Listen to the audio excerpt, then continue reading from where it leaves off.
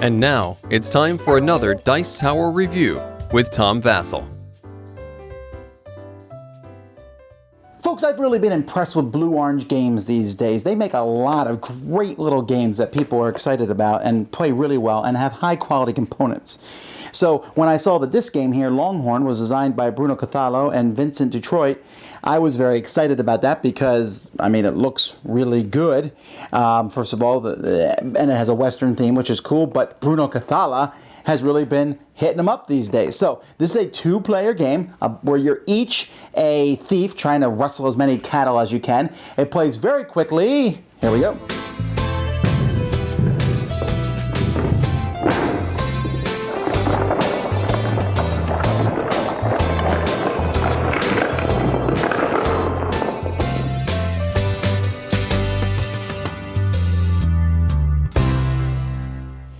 First of all, there's a bunch of random things, elements. Each of these tiles is placed randomly in this 3x3 grid like this.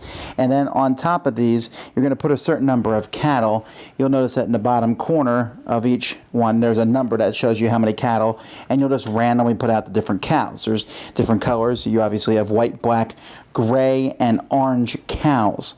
You're also going to be taking tiles and randomly placing a tile on each of these. There's actually quite a few more tiles than that, so there's going to be all different mixtures that are out there. Each player is going to take whichever outlaw they want to use. One of the players is going to start the outlaw on any space that has 4 cows, and the game begins. Now on your turn, you're going to steal cows from a spot where you are. So this guy can steal all the orange cows or the black cow. So let's say he steals all the orange cows. He then must move this guy 3 spaces. So I could go 1, 2, 3, 1, 2, 3, 1, 2, 3. So let's say he moves down there into that corner. Then that person there takes, let's say he takes the gray cow, and then he moves the person 1. Moves him here. I take 2 white cows, and I move him here. Each time you move the guy, by the way, you're supposed to flip it over, so that shows your opponents. Now this guy here will take this black one, and since he took the last cow, there's no more cows, he will also get this tile here and do whatever the tile says. And he took 1 black cow, so he would go 1 space. And you keep doing that. If, for example, you had a situation like this, where I take the orange cow, and I need to move 1, and there's no cows, you can never move to a place where there's no cows, then at that point the game would be over. Now there are 3 different ways that the game ends, and I'll get to those in a moment, but let's talk about some of these tiles. There are some tiles that are just gold nuggets. These are worth money at the end of the game. Hooray. This is a snake. A snake will scare some cattle away, so you have to take 1 of each color cow that you've gotten so far and place those on adjacent tiles because they're afraid of the snake. This one here is pretty terrible. It kills all the cows of 1 color on the board. Man. This one here, you can steal either a gold nugget or 2 cows of the same color from your opponent. And then this one here, you get to go again when you get alcohol. And then there is the sheriff token, which may or may not be in a game, but when it is in a game, it changes the game dramatically. If the sheriff token is out and you are ever forced to take it, you take the last cow where the sheriff token is, you automatically lose because the sheriff has caught you. So that's one of the ways to win, is to force your opponent to take the sheriff token. You'll notice both these tiles are orange. That means the same player can't play them, be on those spots twice in a row. So if I move here and then you move away and then I move, I'm not allowed to move it back there to keep forcing you on that same tile 2 times in a row. So the sheriff can catch you, which will make you lose and your opponent win. Another way is if you get all 9 cows of the same color. So let's say I got all 9 orange cows, then I would instantly win. And then the third way that the game could end is if there's nowhere to move. At that point, each person will count up their gold nuggets plus their cows. Each cow has a value equal to the number of cows left on the board. So this orange cow right now is worth $400. Now that's probably not going to be the case. You're probably gonna have lots of cows gone from the board. So the more of your color left on there, the more valuable they are. So the more you take, the less valuable you make them. Of course, if you get all 9, you win. So you have to think these things through. That's how you play. Great components. Easy to play.